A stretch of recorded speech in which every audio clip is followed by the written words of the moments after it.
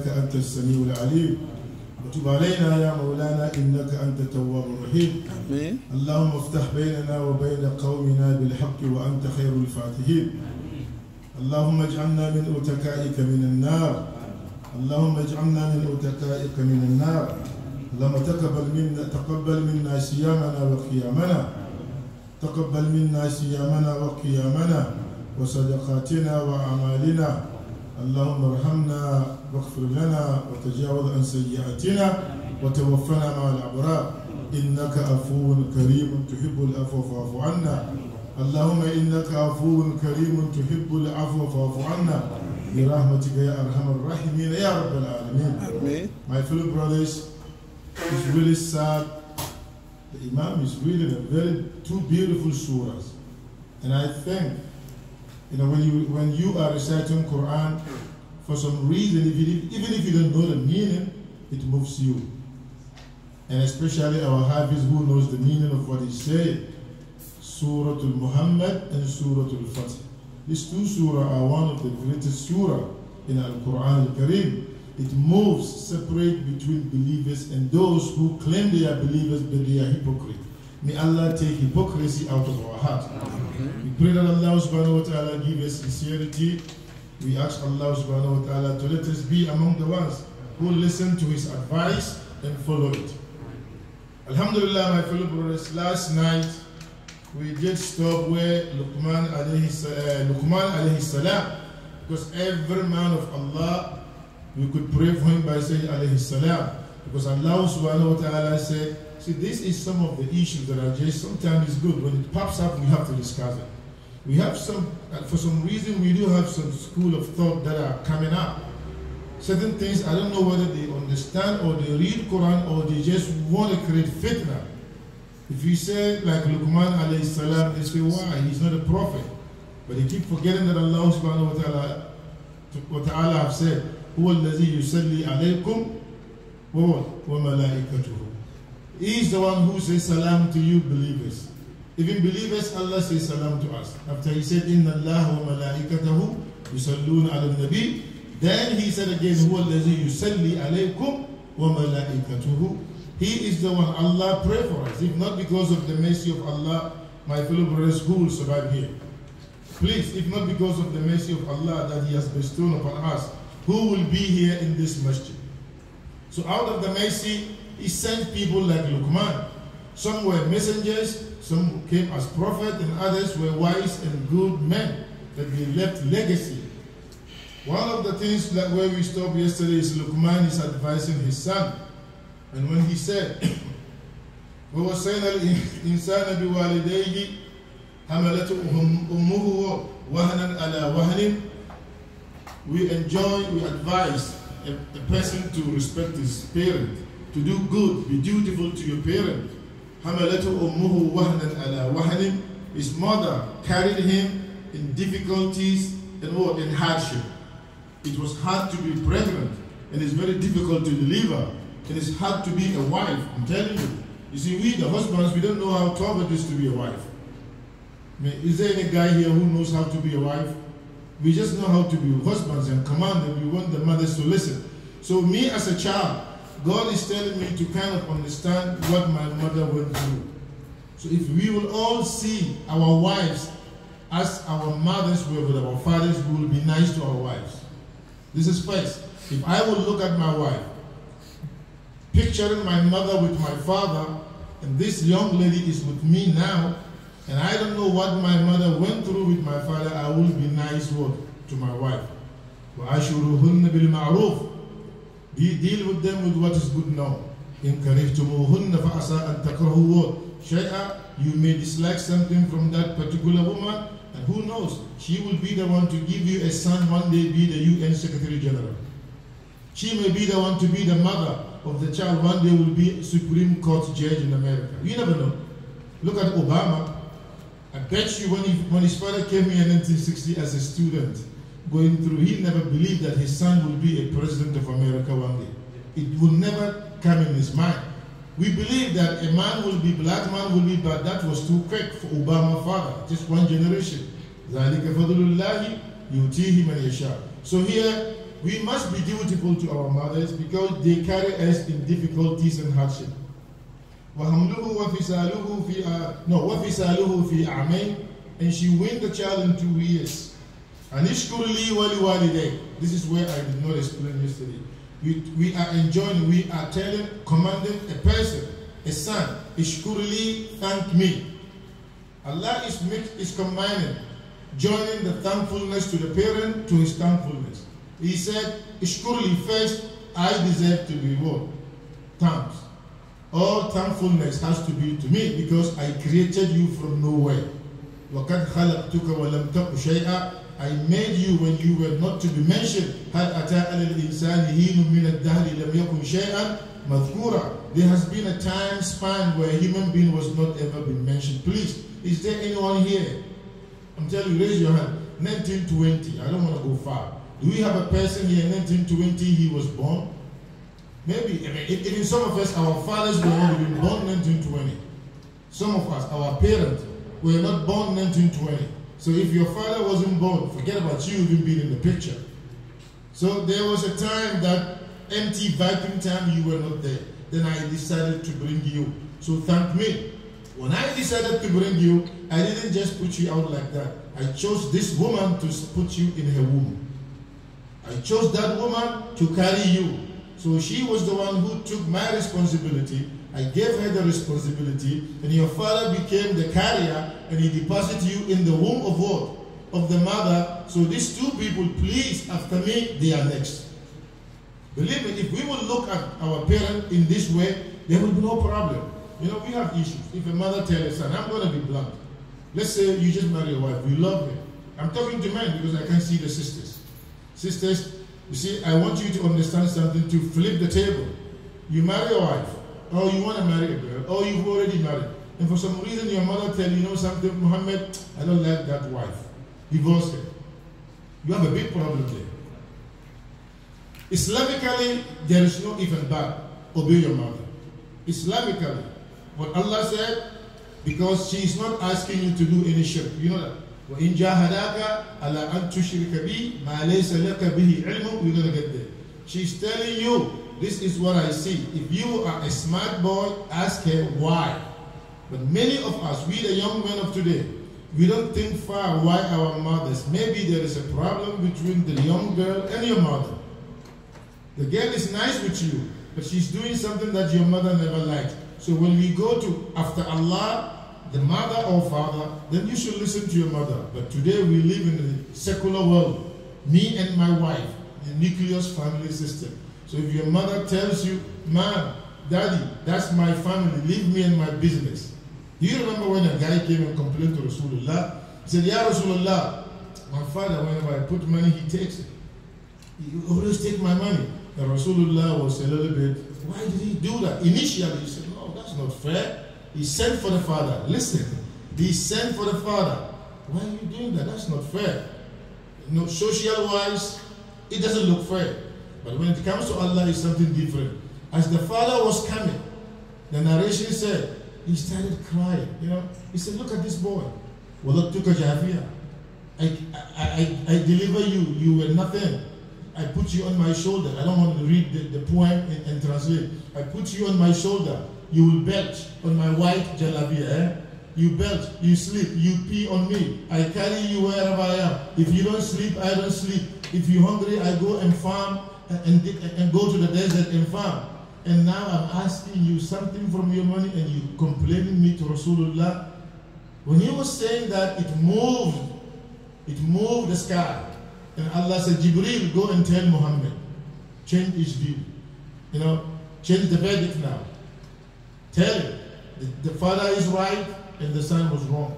So when the father came and he said, Ya Rasulullah, you sent for me, he said, yes, my son. Rasulullah turned around, what happened? The father said, this is my son. I didn't do anything. All what I did is he put this money, I take some that I need, and now he's crying. He's complaining that I'm taking his money. And Rasulullah turned around and said, my son, anta wa maluka li abi. You and your money belongs to your father. I'm telling you, you and your money. Brothers, whether we believe it or not, do you know that in Islam, if your father killed you, he's not going to be killed. No. he will just be, we have what we call a tahdhir, deterrent. He will be punished because you may be 4 boys, 2 boys, 1 girl, and then he killed 1. Now we have 3 boys, 1 girl, okay? So now these children, are we going to kill them, kill the father and leave the children orphans? So if a father kills a son, he has killed something that he was responsible to bring. So what the judge will do Islamically is to what? To punish him, few jail sentence, to detain him and charge dear. But if a son kills his father, the brothers will say, no, he killed our father, man. Your brothers will tell the judge, no, that's our father. If you don't like him, we love him as a father. We need your life. So in Islam, whatever you and I have belongs to our fathers. So your mother will never, there's no way that your mother steal your money. You know, some of us, we keep saying, I send money to my mother for her to build this. My dad, he takes the money, he marry another wife. You can get mad, but the father is right. You can be mad. To you, that's fine. But before Allah, he didn't do anything wrong. All what he did is he made a mistake. You know, mistake is something can be corrected. Find his friend, talk to the friend, let him give him advice, but you can never take your father to the court of Allah. That was what the boy did to Rasulullah, and Jibreel came and said, no, Muhammad, the boy is wrong. So here, why? Ashkuruli wali waliday. Thank me and your parents. So brothers, when Rasulullah told a young man, he asked him, can I go for jihad? I miss jihad. And Rasulullah said, awalidayka hayy. In another narration, he said, ahayyun waliday? He said, la bal He said, my mother is alive. He said, Ildam karimayha fathamma al-jannah. Go and massage the foot of your mother, there is your Jannah. That's your Jannah right there. يسألونك ماذا ينفقون قل ما أنفقتم من خير فللوالدين. They ask you, what am I going to spend? Who should I give my money first? Allah said, what you give out of your surplus money, first your parent. Because whatever you give to your father is going to come back to you. You buy your father a house, you buy your mother a house, you did this, you haven't done anything. You know, some of us, we think, well, I send my mom to Hajj, I do this, but she never satisfied. Of course, it's nothing. There is no satisfaction between a mother and a child. There is no satisfaction. If she wants to be a generous mother, she will tell you, Alhamdulillah. But unfortunately, you happen to have a greedy mother, you got a problem. If your mother happens to be a greedy mom, that's your problem, that's bad. It's like you have a bad car, what you going to do? I mean, look, you have a horse, but the horse is not good. That's it. And my horse is fast. Don't blame my horse. It's just, that's the way your horse is. Ask Allah to fix your mother. That is why I said, وَقُلْ رَبِّ رَحَمْهُمَا كَمَا رَبَّيَانِي صَغِيرًا. If you have parents who are difficult, all what you do is that ask Allah to guide them. That you can never fix your parent. That's number one. What about if my parents are non-Muslim? They are the same. Islam is different and being a parent is different. Parenthood has nothing to do with Islam. Muslim, non-Muslim, when they are parents, they play the same role as parents. The only difference is that when they die, I'm a Muslim, I can inherit my Muslim parent. I'm a Muslim, I cannot inherit my non-Muslim's parent, because the moment they die, whatever they have, Allah hasn't distributed. But a Muslim property, Allah has distributed it to some people, I belong to that, so I can take. So here, Allah subhanahu wa ta'ala says, Anushkur li wa liwalidayka wa ilayya al-masir. You all coming back to me. وَإِنْ جَاهَدَاكَ عَلَىٰ أَن تُشْرِكَ مَا لَيْسَ لَكَ بِهِ عِلْمٌ. If your parent, jahadaka means if they argue, they push you to associate partners with me that you have no knowledge. Scholars of tafsir ask the question, how would someone do shirk without knowledge? I mean, like somebody tell you, if I tell you to go and beat someone without knowing you're beating the person, please, does it make sense? Literally, can I tell you, look, go and beat him, go and steal the money, and then you don't know that he's stealing. It can happen, but to us we think how, especially shirk. Usually a mother may push a child by tempting him, by daring him. It happened. This ayah was about Sa'd bin Abi Waqqas. He was a young man, he was among the first 7 young men to accept Islam. His mother was very wealthy, very known woman, and she told him, like, I don't like you following Muhammad. And you know what is funny? He is like an uncle, second cousin to Rasulullah. So the mother was telling him, don't follow Muhammad, even though they relate. And Saad likes Muhammad sallallahu alaihi wasallam. So somewhere, somehow, she said, you know, if you don't stop going to Muhammad and listen to him, I'm not going to eat. And I will stay outside. No shower, no house, because you know, in Arabia, in Mecca, I will try to invoke shame on you. So in other words, I will humiliate your name. People will say that Saad has killed his mother. He stabbed his mother. So now, this old lady, she followed it. That's what happened. So when she followed, she wasn't eating. And they tell Saad, look, your mom is not eating. She swears she's not going to eat till. And he told them, go and ask her what she wanted me to do.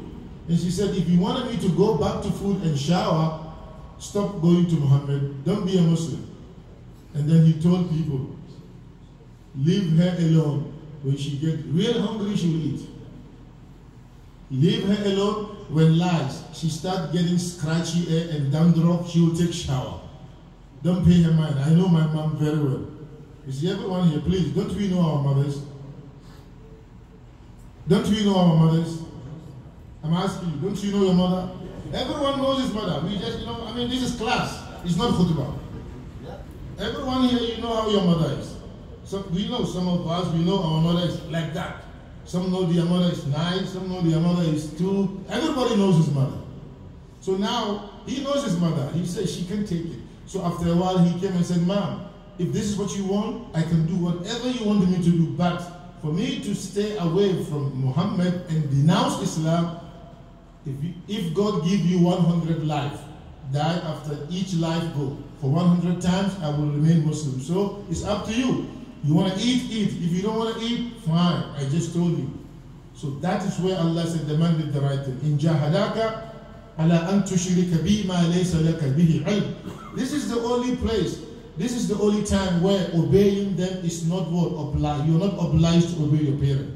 If they command you to do shirk.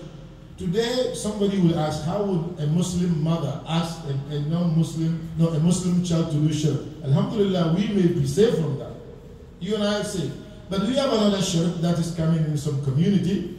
The mother will tell you, know, son, let's go to this shrine, let's go to this man, you know, because we have to give offering to the alligator, you know. Our village life, when you come, you visit, you gotta go, the lake has an alligator, you know, crocodile, you have to give the crocodile chicken before you go into the village. Otherwise, no. When your mom tells you that, don't do. Fala tuti'uma. One thing that strikes my mind is that Allah didn't say disobey them. He said don't obey them. You know, I just have a lawyer here. Maybe this is legal terminology. Look, disobeying and do not obey, are they the same? If I tell you don't obey, and if I tell you disobey, are they the same? Legally, you know, look, Quran is, legally you could find a way. That is why, you know, when you go to court, you need a lawyer because there are certain terms. You think it's the same, but law will find a way to explain it differently. When you tell someone do not obey, you are commanding him what? Not to do. Not to do, okay? And if you tell someone disobey, you commanding him not to do with what? With a bad intention. Arrogance. With a bad intention. Disobey him. Don't obey him. If I tell you don't obey him, still respect him, just don't do it. But disobey him, if you tell him no. You can tell your father no. That's it. فَلَا تُطِيعُهُمَا. Do not obey them.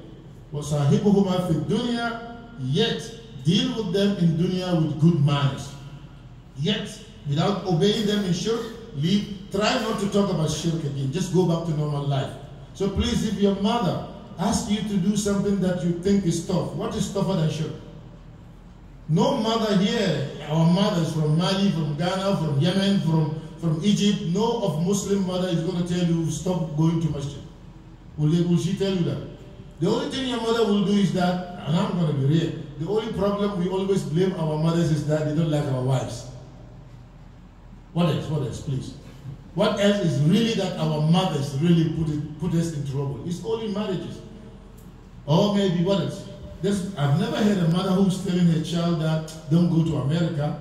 She will be the first to sell her gold and get you visa. She will be the first to sell her gold and get you visa. I never heard a mother that will tell her son don't go to college. Even the jobs, even though she know the job is, only good mothers will tell her son, don't do this haram job. But the mothers we have to live, may Allah guide our wives. I don't mean our mothers, our wives who are the mothers of our children, she doesn't care. Just bring money that has 7 0. You understand what I mean? Just bring the money that have 7 zeros. She doesn't care how the money came. 80,000, 90,000, just bring those kind of money with 7 zeros, 100,000. He make a good money, halal, haram. These wives we have, our mothers, alhamdulillah. So the mothers of our children, now I'm speaking to them. A man will leave house and go and work and come home with nothing, and his wife will say, honey, what did you bring home? He said, Wallah, it's tough. But I bring Allah and His messenger. She will tell the husband, may Allah bless you, sit down, inshallah. I will put salt in water and we will drink. Those were good mothers. And they had children that we still call their names. Buhari, Muslim. Those, their mothers sacrificed. Any mother who wants her child to be blessed, she has to sacrifice in marriage.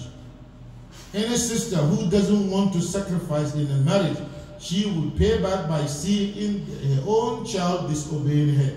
The word marriage is a sacred word. It's Allah connection. So I'm talking to the sisters, because now Allah is telling us to obey parent and give mother high. But why? Because the mother is sacrificing a lot. So that means a mother who doesn't sacrifice a lot, she should never expect the child to grow up and be dutiful to her. So if a wife disrespecting the husband, not taking the command, not listening, so she should never expect what? The child, which is the child of the father, to grow up and do what she wants. She will have a problem. This is not from me, this is from Quran. Because it's the condition. Allah said they sacrificed. They went through hardship. So respect your mother. So it means any mother who doesn't want to go through it. She just want to be, cutie mother. Every day she's on the street.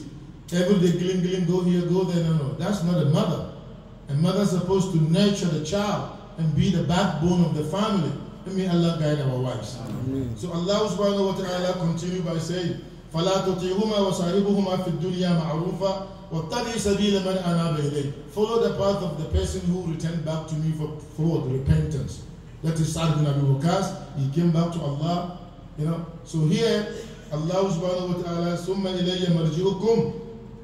To me is your return. All of you, فَأُنَبِّئُكُمْ بِمَا كُنْتُمْ تَعْمَلُونَ. I will tell you everything that you've been doing on earth. So please, let's be careful.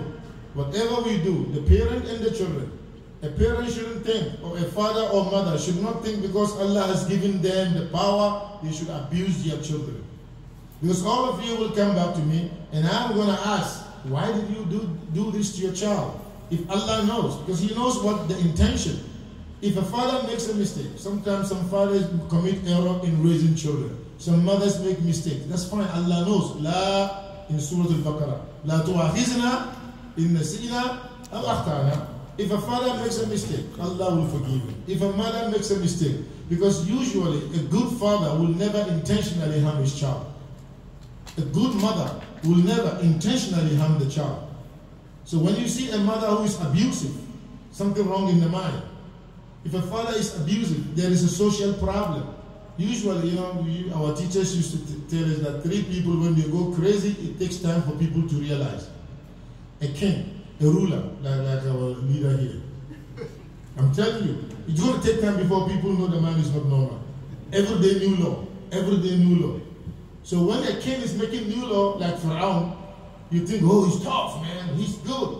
Maybe something wrong, but you don't know. Maybe he's too tough too, maybe it's okay. And then a rich man, a man who is rich. If you go crazy, it takes time for people to realize. They say, oh man, he's kind. Because the guy comes every party, he open $1 million spray. You think, wow, this man, maybe the man is not normal. And then an alim, a scholar, highly scholar, the high one, the big one. Every day he makes fatwa, kafir, call Allah. The mind is not good.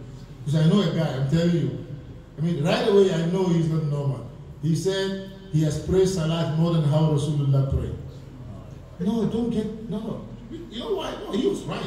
Because he's 70 years. So when he calculated the time he started praying, you see how we know the mind is not normal?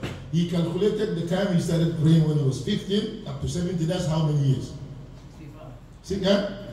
55. And Rasulullah prayed only for what? 10, 11 years. So he said, you see, I pray more years than Rasulullah, but he's a dumb guy. Because you know, one salat of Rasulullah is equals what? To our whole salat. See, so you know, some people, sometimes the mind doesn't reason. So when people speak, don't quick to just go back. Is he normal? What he saying makes sense? So here, a parent who is abusive, automatically he's abnormal. Because look, for you to really beat your child, meaning to hurt him, that means you have no mercy. A man came to Umar ibn Khattab. Umar called him. He wanted to give him, he wanted to appoint him a governorship in Basra. So Umar has a strategy, and I'm going to stop here. You call him, come, you interview. Like you want to give somebody appointment, interview him. Umar is very, very good. I wish Muslims will learn that. He likes to educate people with practice. So when the man was coming, Umar intentionally in his house with his grandchildren playing, and one boy ran on Umar. You know how children play in the room? They jump here, noise, and this man came and he was looking like this. Wow. And Umar said, what's wrong with you? He said, Umar, I mean this commotion. Umar ibn Khattab said, what's wrong with that? He said, no. Wow, children running. He said, no. What happened to you? He said, me in my house, when I opened the door, everybody like a police officer, everybody quiet. When I say stop, they stop. Umar said, thank you very much. Go home. I can't trust Muslims to you. You're going to kill them. I can't trust Muslims with you because you are mean. I can't trust you. I was going to give you governorship. You're going to beat everyone who raises his voice. Go. So sometimes a father has to be what? Open your channel, open your heart, relax. Sometimes you have to be what? Stand. So you bite and what? You blow. You give a carrot, you hold a stick. So this is where Allah subhanahu wa ta'ala is telling the parent and the children, إِلَيَّ مَرْجِعُكُمْ فَأُنَبِّئُكُمْ بِمَا كُنْتُمْ تَعْمَلُونَ. Now, the second phase is tomorrow. يَا بُنَيَّ إِنَّهَا أَن تَكُنْ مِثْقَالَ حَبَّةٍ مِنْ خَرْدَلٍ فَتَكُنْ فِي صَخْرَةٍ أَوْ فِي السَّمَاءِ أَوْ فِي الْأَرْضِ يَأْتِ بِهَا اللَّهُ إِنَّ اللَّهَ لَطِيفٌ خَبِيرٌ. We do things. Luqman is telling his son now, he's back to his child. He's educating the boy how to live. Here it means, we have, how many pillars do we have in Islam? Arkanul Islam, 5. But do you know how many Arkanul Muslim? Muslim too, you have pillars. Islam has a pillar. We confuse ourselves with that. Arkanul Islam is there, 5 pillars. As a Muslim too, I have things that make me a complete Muslim. I can pray. I can what? I can give zakat. I do all the 5, but I'm still not what? Complete Muslim. But Islamically, I have fulfilled the Islamic requirement, but as a Muslim, individually, I need more room. You could be in the team, you registered, but you're on the bench, reserve, please. Don't we do that in soccer or basketball? They register you, but you're not a regular one. Regular player, you're on the bench always. But the good ones who pass the training and then they're good, they play every time, even if they're in Barcelona, they call them to play. But you may be in the home team playing, but because you're not that good, they leave you in the bench, but you are registered. So we all are registered as Muslims. We have the ID card Muslim, but we may not be taking part as fully Islamic full players. Luqman is teaching his son, Arkanul Muslim, how to be a good Muslim. How, if you and I want our children to be good Muslims, we have so far 3 lessons from Luqman. We have another 4. Tomorrow we will continue. May Allah guide each and every one of us. May Allah subhanahu wa ta'ala bless our life and forgive us our sins. Subhana rabbika rabbil izzati amma yasifun. Wassalatu wassalamu ala al-mursaleen. Walhamdulillahi rabbil alamin.